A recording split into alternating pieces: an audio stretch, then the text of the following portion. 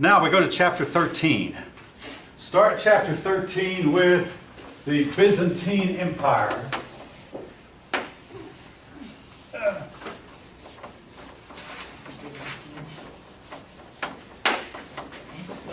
The Byzantine Empire, with that we somewhat temporarily leave Western Europe. The Byzantine Empire is what was left of the Roman Empire after the Roman Empire fell. The Byzantine Empire got off to a kickstart with a ruler named Justinian.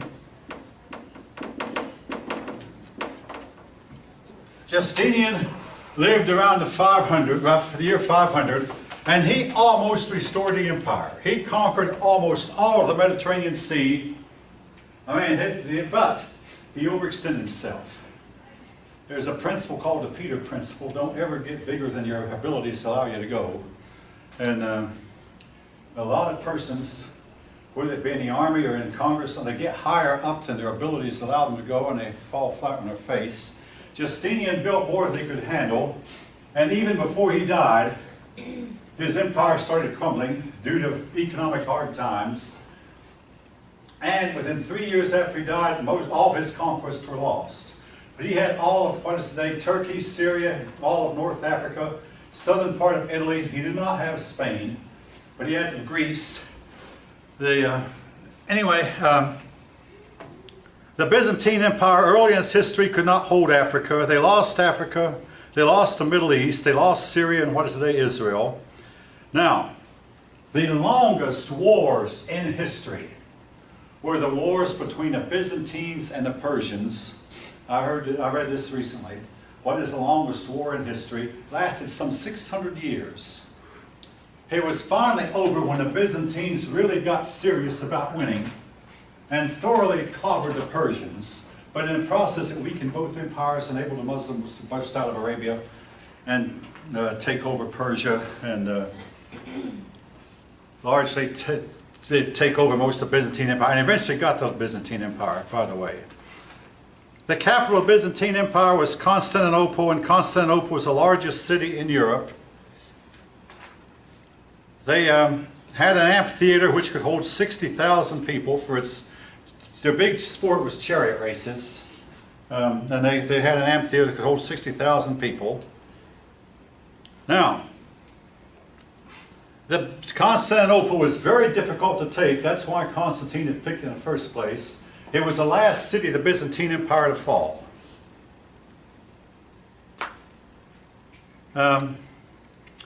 Another group of people came in from Central Asia, the Bulgars, and I think on one of your tests I'm going to ask, how many groups can you name? The Bulgars, like the Huns, the Magyars, the Bulgars, the Avars, and the Finns. I believe I'm talking about the Finns, but these groups came from what is today Mongolia, or these countries around Mongolia. And what would happen was they'd have babies like crazy, and the population kept getting bigger and bigger. And after a while, the land they had couldn't hold them, so some of them would have to move out. You said the Bulgars, the Came from Central Asia. You said the Finns, the Bulgars. The Magyars, Finns, Bulgars, Magyars, Avars, and Huns. It was about, and eventually the Mongols themselves, and the Turks. Oh yeah, the Mongols and Turks all came from Central Asia. The Mongols were led by Genghis Khan, and the Turks came. The Turks were the last big group to migrate from Central Asia westward.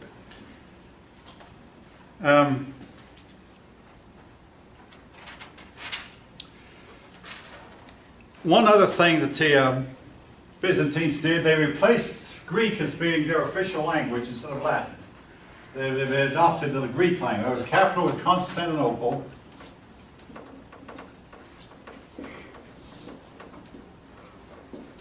Greek, they spoke Greek.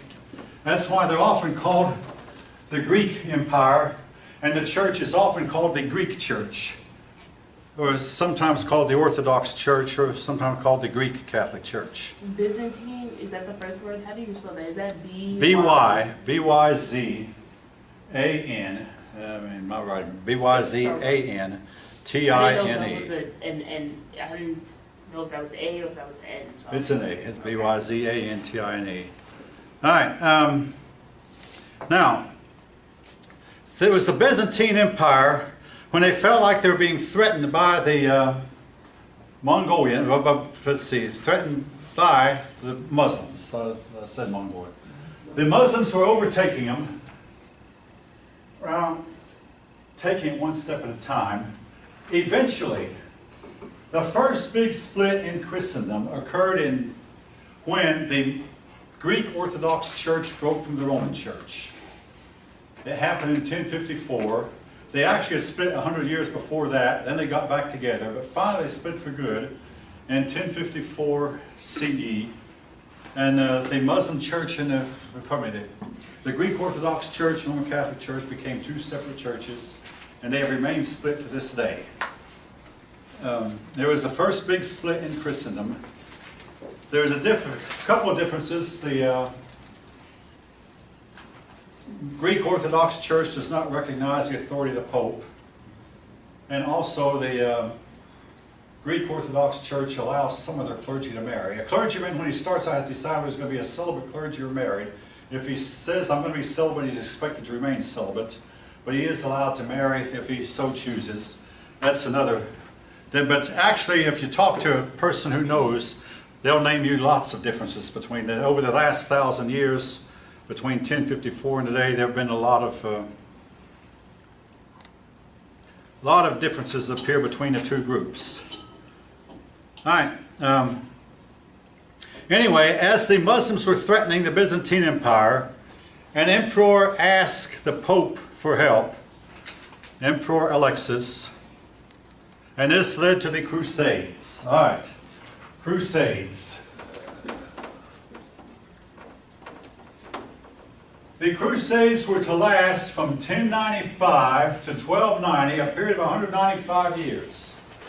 If you ask me what stopped the Crusades, well, basically the Black Death in Europe, and after that, Europe was in no condition to fight abroad. But now, 1095 to what? 1095 to 1290. 1290, the last one. There were some 200 little, if you count every little movement, there's some 200 crusades during that 200-year period. But only 9 of them really were big. We're only going to talk about 4 of them, though. Crusade number 1, 2, 3, and 4. The only one that was a military success was the first one. Now, I want to jump ahead a story, but after the year 1290, Europe went through a period of Black Death, but then all of a sudden Europe, and only Europe, experienced a technological revolution, and then European countries went in and conquered all these Muslim countries. France conquered Algeria, and Great Britain conquered much of Egypt and Sudan, and France and Britain together conquered Iran and Iraq, and so on and so forth. And almost every Muslim country has been defeated at one point and conquered. As for the Ottoman Empire, the Muslim Empire, it ceased to exist after World War I.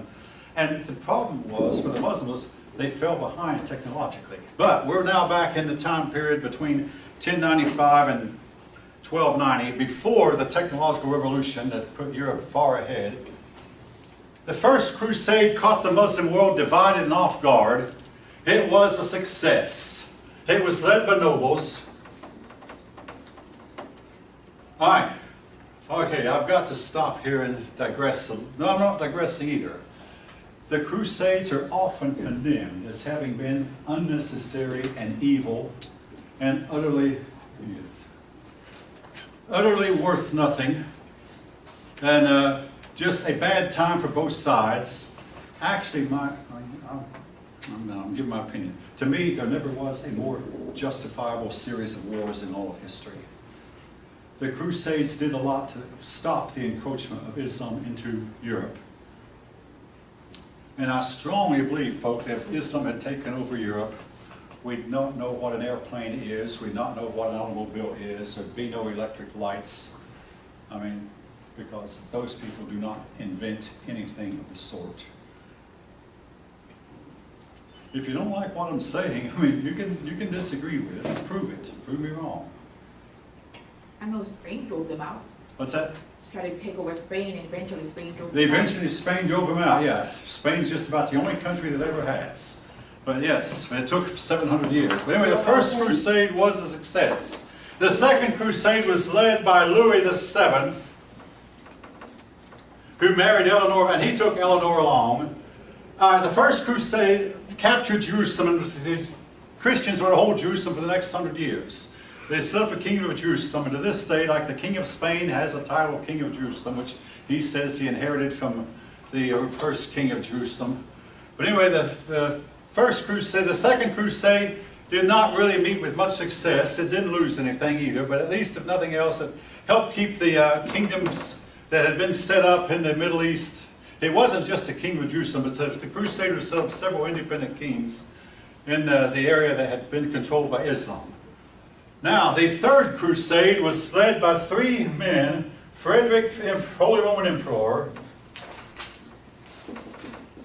Frederick Barbarossa, Richard the Lionhearted, King of England, and by Philip Augustus.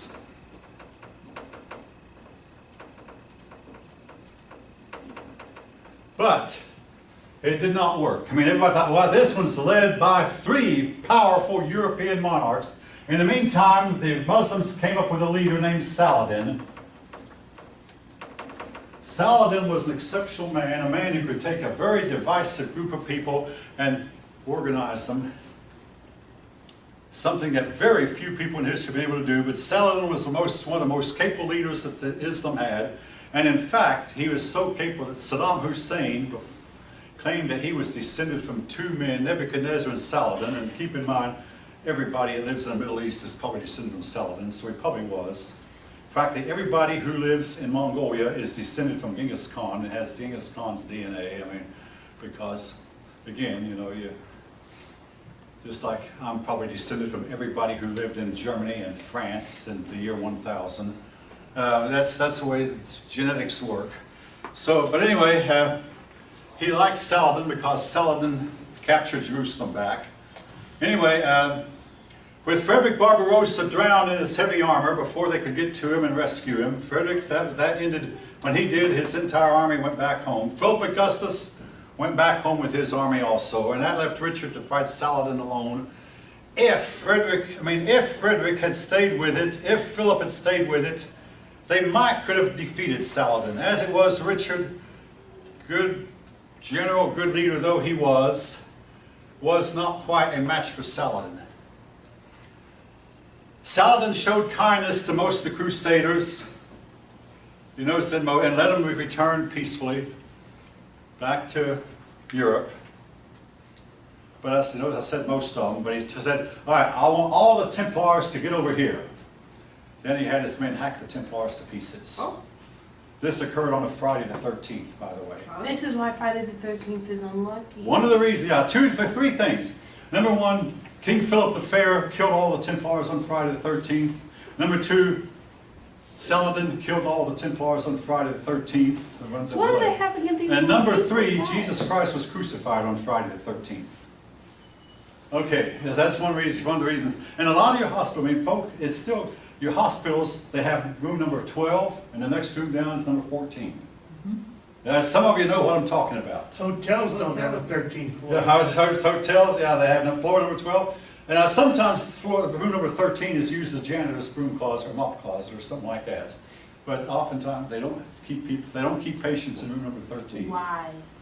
Bad enough? Enough people still believe. All right, the one Apollo moon mission that failed, So 13 is Apollo just 13. So this 13, the number is just All right, I don't bad. just believe what you will. All right, that's okay. Believe what you will. Is that the superstition? It's the superstition, yes, it is. It's Believe what you will, folks. called trichodexophobia. Yeah, all right, believe what you will. With All it's right. called, Okay, anyway, the 13th. Saladin defeated him. Now the fourth crusade, and this was the bad one.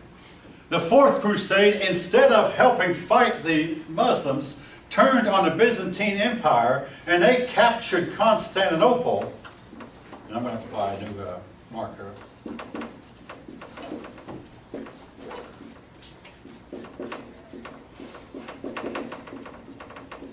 and forced the Byzantine government into the woods, you might say, and forced the Byzantine government to flee, they held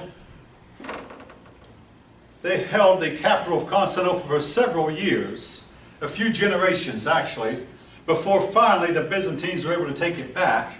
But they destroyed the Byzantine Empire, made it so weak that it could never recover. You know, basically the very movement, the crusading movement, that they had hoped would defeat Islam, wound up defeating them instead, and ultimately led to the led to the Byzantine Empire coming to a complete end. But the Fourth Crusade, and a lot of the fall, the reasons for the fall of Constantinople is blamed on the Fourth Crusade. I think because it's so far away, What's that? so far away from Rome, from, Well, here's the issue now. Rome wanted to get the Eastern Orthodox people back into its fold. And that had a whole lot to do with it. And the Fourth Crusaders, they turned on Constantinople. Again, the whole idea was to get the Eastern Orthodox, but the Eastern Orthodox people would not come back in. You know, they would not come back into Rome's fold. So, and they haven't to this day. Why doesn't Richard have a last name? What's that? Richard, he doesn't have a last name? They all do, okay. Only kings go by their first name. Richard did have a last name. So I Frederick. forget what it was, What's, but what's Frederick? Anjou, Richard Anjou, Henry, the House of Anjou, Plantagenet line. And they all killed the And in the case of Philip Augustus, his last name was Capet. In other words, kings go by their first names. If you're doing formal writing, folk, you use when you introduce a person, you put his first and last name, then you go by his last name. Now there are a few exceptions, like when you talk about the Wright brothers, you have to name one of them was Wilbur and one of them was Orville. They flipped a coin and Orville won the toss. You can't say they flipped a coin and Wright won the toss because they were both named Wright. And then talk about the Kennedy family, you have to often use their first name because there was Bobby and there was John and there was Edward and there was Joseph the father, so you often have to use their first names. When you have the same last names, you have to use first name. But generally in formal writing, but the kings go by their first names. And notice Elizabeth's last name is Windsor, Queen Elizabeth. Goes by Elizabeth Windsor. And I once heard you would not want the Windsor family living next door. Anyway, that's something why else. not? They have not the Queen herself. She's a good woman, but they have a tendency to drink and party and live it up and. Well, they made the name up. Huh? They made that name up. The Windsors? Yeah. There was a different name before, but then the king in World War I said the family was going to be known by the House of Windsor. The Windsor? And even the women they're take that German. name. That's why. There was Saxe-Coburg. Yeah, Saxe-Coburg. Yeah, German. Okay. All right, well, we'll move on. There's one other crusade I'm going to mention. The Children's Crusade. And folk, don't ask me how it happened. 50,000 German children were persuaded somehow to take up and go on a crusade. The children never got to Constantinople. They were all either they died, they were killed, or sold in slavery. Somehow these boys and girls believed that they could do what the elders had not done. And one person compared the story of the Pied Piper, some piper who lured children into a cave where the children never seen again. Believe what you will, folk, but the Children's Crusade actually happened. A bunch of children, and none of them made it. All right, now we come to the 14th century. All right, folk. I often go to sleep listening to videos. And on Monday night, I went to sleep listening to one. But before I had to sleep, this one had something to say. This man predicted a few years ago that the global warming that we had been experiencing, which was real, would end in October of 2018, and the ice age would begin in November of 2018. Okay, Chineke. Okay, now follow the logic. October was one of the warmest months on record. November, folk. This weather we are experiencing right now is not the norm for this time in November. And that applies to I told this class, I didn't tell the other ones. On Thanksgiving Day, It was the some coldest officials Thanksgiving. handed out a government report about the dire consequences, how awful global warming was going to be, and that same day we had the coldest Thanksgiving on record. All right, you have it.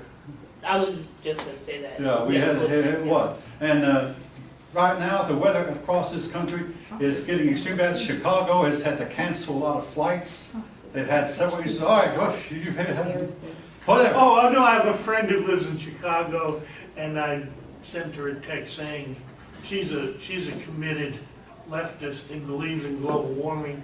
So I Yeah. told her, I said, I hope you have your long johns on to combat that global warming. Well, there was one man, see, who moved from Florida thinking Florida's gonna go underwater, and I'd better get out, so he moved to Florida to a northern climate. All right, but folks, I mean, if this man is right, and here's the Is reason. that true? The climate, now, here's the climate cooled, all right. The high Middle Ages were as hot as a firecracker, and here's why he's concerned. It's believed, from what he can tell, the high Middle Age temperature got to here, the low got to here.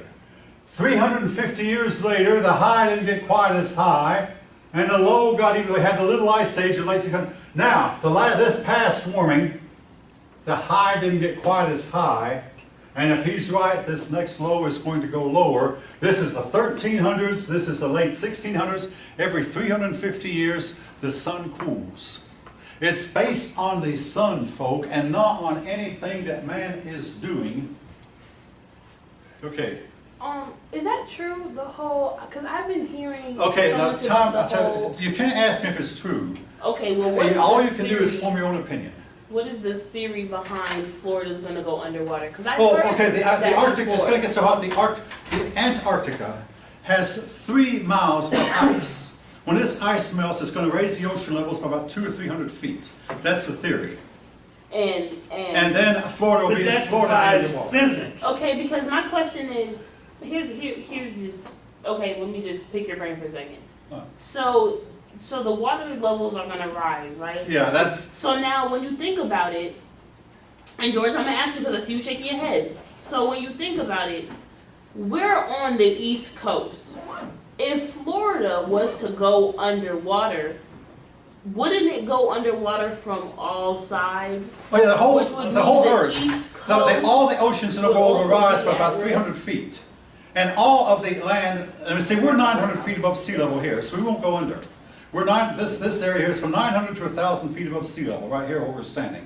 So we won't go under. But everything, if you look at a map, everything from 300 feet and below would go underwater. And that includes all the east coast and all the west coast for point, yeah, that's the theory. Now, George, I saw you shaking your head. But, folk, I don't really believe it's going, what I really believe is an ice age is about to occur. And it's going to be really, really, really bad. And it's in the Antarctic ice sheet. Now, something else about physics. If you melt an ice cube in a bucket of water, when the ice cube melts, what will it do to the water level in the bucket? Anybody know? Raise I mean, it. say the ice cube is floating. Anybody raise it. know? It will lower the level of the water because Ice cream. The ice, water is the the ice will only shrink.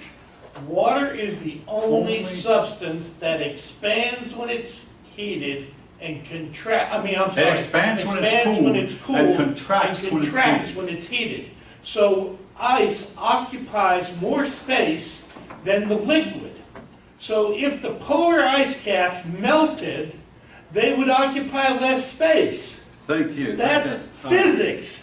Basic And you fundamental cannot physics. change physics. I'm so sorry. Okay, you lost now me. leaving that, okay, now here's something else.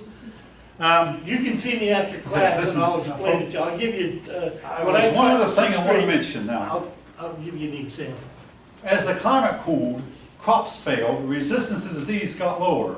And along about this time, one of the popes, and I believe it was Pope Gregory VII, passed a ruling that cats should be destroyed because cats were of the devil. 2 types of people did not destroy their cats. The old maids who would not part with their cats for anything, and the Jews who were not under the authority of the Pope anyway. When the Black Death struck, now you all may know the Black Death was carried by rats.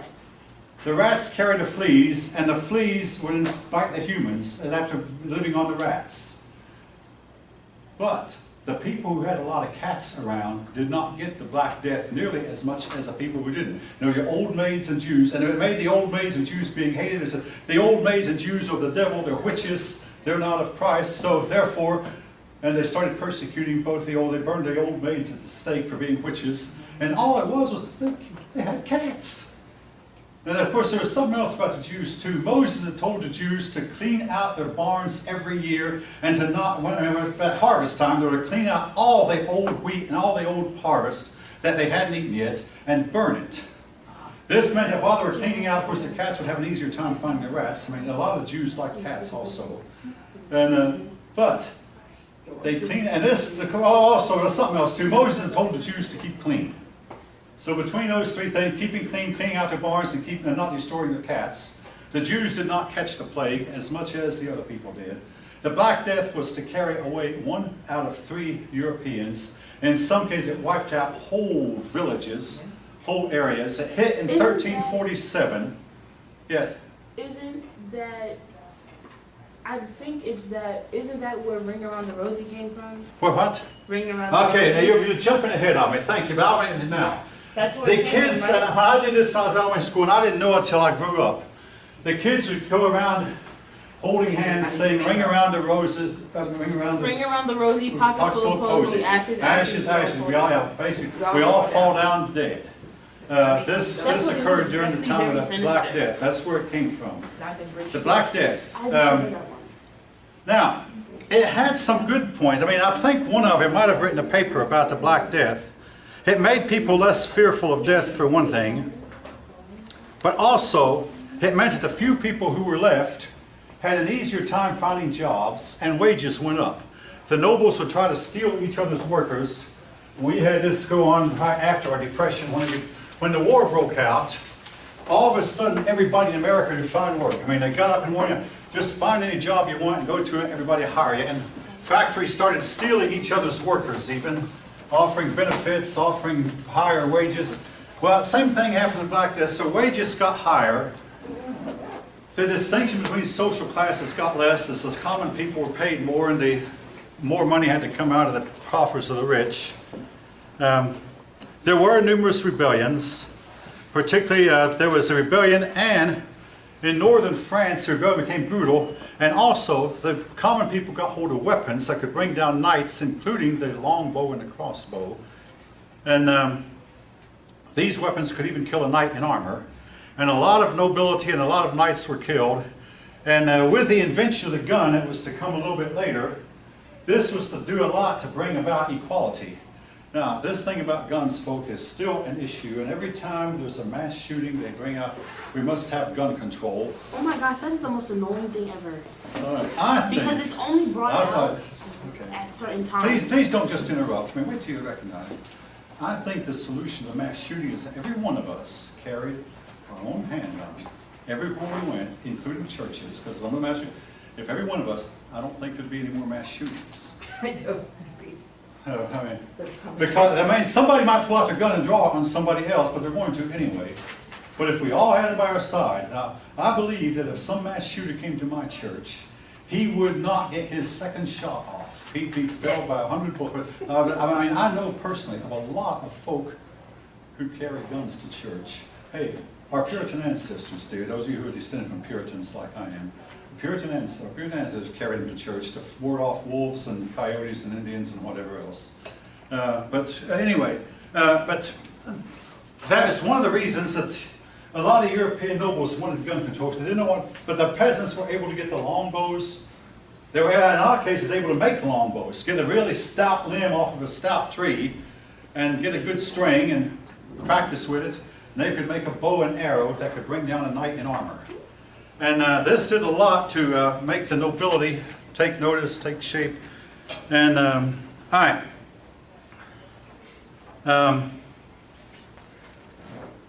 Eventually the economy recovered. More and more serfs could buy their freedom. All right, we'll take up to this next time with the 100 Years' War, and I plan to look over the weekend, look over the final exam and see if there's something on it that I haven't covered. And if I don't bring you a study guide, I'm at least going to put some stuff on the board. So.